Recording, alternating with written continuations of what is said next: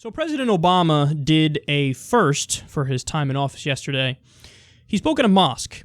Now, believe it or not, George W. Bush actually did it earlier into his term than Obama did. But either way, this was a sign of inclusion and tolerance and recognizing all Americans, and it's a step in the right direction. Now, there are two things about the visit, though, that kept annoying me. So, first of all, as he's giving the speech, there were literally drone strikes happening in Pakistan. Now, in this very rare case, they actually might have made sense because the targets were a known ISIS radio station. But it's still the case that 90% of drone strikes, quote, don't hit the intended target. And it's important for me to mention here that that's not me speaking. That's the drone papers which were released. This was an internal conversation in the government where they admit, 90% are not hitting the intended target. So perhaps, it's a better thing to address that as opposed to doing faux unity, where you get in front of people and go, I'm so for you and I'm so for Muslims around the world that I do drone strikes, and 90% of the time I don't hit the intended target, and it kills innocent civilians who happen to be Muslim. But anyway, that seems more important to me. So between Obama's interventions in 7 different countries, which he bragged about recently, his drone war, his continuing of NSA spying, which, we learned about a year ago that this includes spying on Muslims who we already know are moderate Muslims, but they say, they're Muslim, that's enough, so just keep spying on them. Between all that stuff and his kid gloves with Netanyahu, where he's not really pushing them into a two-state deal and applying any pressure, perhaps a better way to show solidarity with Muslims and to just do the right thing would be to fix those things. And again, not do this, face value unity of like, I'm here at a place where there are Muslims around me. Isn't this good? Isn't this great? Don't I care so much about you? Did that drone strike launch yet? Let's talk a little bit more about that.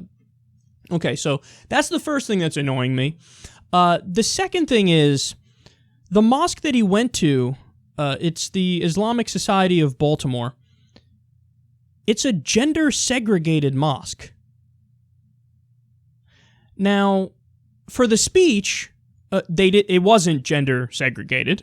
They allowed everybody to see his speech, but standard operating procedure there is it's a gender segregated mosque. Yeah, no, pick a better one. I think it's just sloppy on his part. There are countless Ahmadiyya mosques in the U.S. that aren't like that. There are plenty of Sufi mosques that aren't like that. I'm sure there's plenty of, Sunni mosques, moderate Sunni mosques that don't have that. But you picked one where that's the case.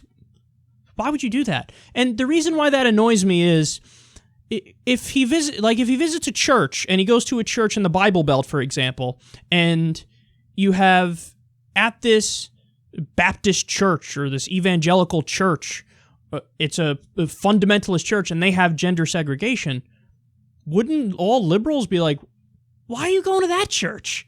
The fuck those guys. See, I'm against conservatism wherever it pops up. I'm against conservatism when it's the Republican Party and they're being super extreme and they're doing all these things that I don't agree with because I'm actually a liberal. But I'm also against it when it's in the Muslim community. I would never generalize about all Muslims and say they're all bad. If there's conservatism, though, within a given mosque or a given Muslim community, then I'm going to call it out. Just because they're Muslim doesn't mean all of a sudden, now I'm not going to critique gender segregation because the other is doing it, therefore it's okay, because that's just their culture. So it's just different. You got to accept how they do it, and it just is what it is. No, you can't.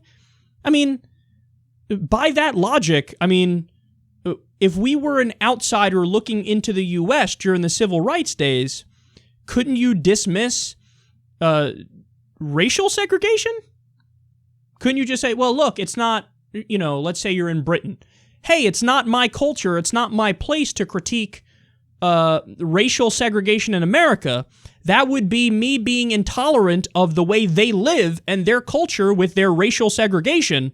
So I'm not going to say anything. I will be culturally sensitive to them, and I will go to, a town in the South in Mississippi, which is brazenly gender segregated, and give a speech about how I'm for the community.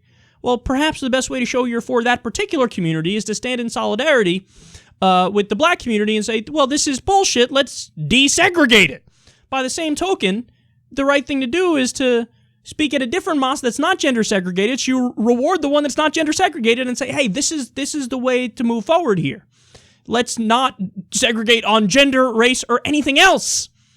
So we gotta be consistent and apply our liberal values here across the board. And I think it's a failure in that sense. Again, I'm happy he did it, and he should have gone to a mosque a long time ago.